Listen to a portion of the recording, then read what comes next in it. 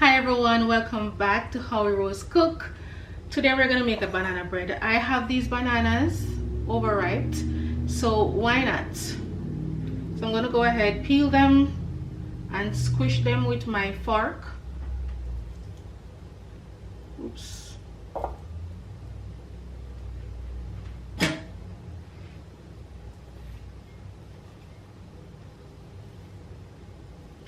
I'm gonna use about 3 bananas. I have 4, but I'm gonna use 3. And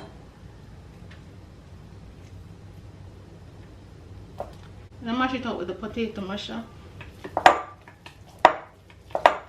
Or you can just use a fork.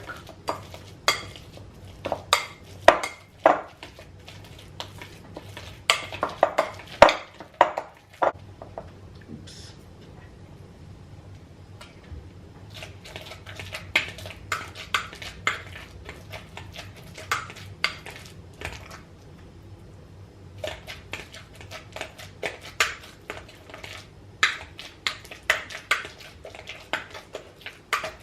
Once it's nice and smooth, I'm gonna go ahead and add vanilla.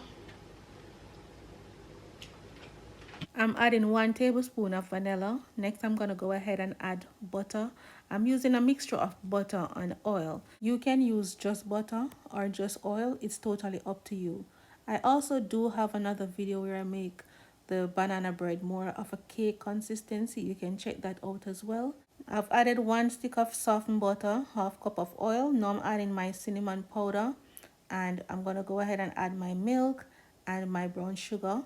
All the list of ingredients will be in the description box, so you can go over there and check it out. I'm also going to add 1 large egg. Make sure that your egg and your milk is at room temperature. Make sure your butter is also at room temperature. Alright, now I'm going to sift in my flour. I'm using 3 cups of all-purpose flour, and we're going to sift it to make sure that there's no lumps. After everything is sifted, I'm going to add baking powder and baking soda. Just a mixture of 2. I'll add a teaspoon of baking powder and a half teaspoon of baking soda. And last but not least, I'm adding a teaspoon of salt. Bear in mind that your oven should be preheated at 350 degrees before you start your mixing process. Alright, I'm going to bake it in a loaf liner, so I'm going to grease the pan and then line it with a loaf liner.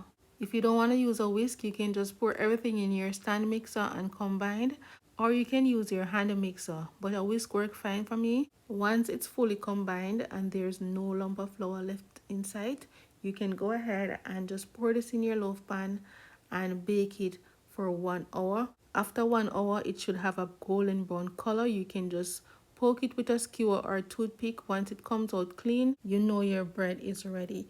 And this can take up to 1 hour and 15 minutes. Alright, so make sure that you're patient.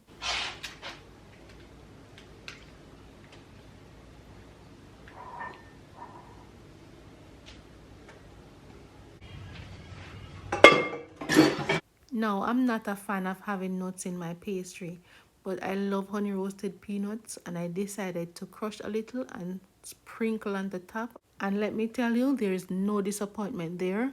I don't like pecans or any of the other nuts, but if you do, go ahead and add it if you want. Alright, or you can just make it plain if you're just not a nut person. Alright, I have another idea for banana bread. I'm gonna try it, and if it's successful, I will post that as well.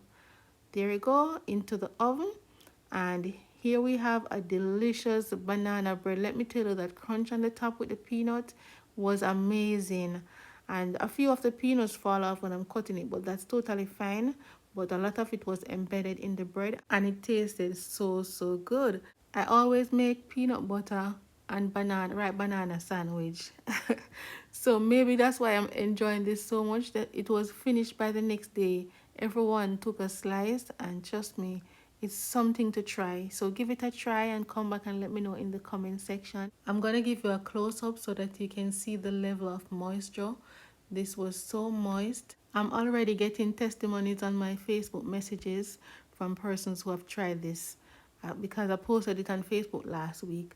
So go ahead, there is no disappointment here. Unless you don't like peanut, that's totally fine. Thank you so much for watching, and I'm looking forward to hearing from you if you have tried this recipe. And I hope to see you in my next one. All right, until then, take care, stay safe, show some love. Have yourself a blessed and prosperous week, and I'll catch you in my next video.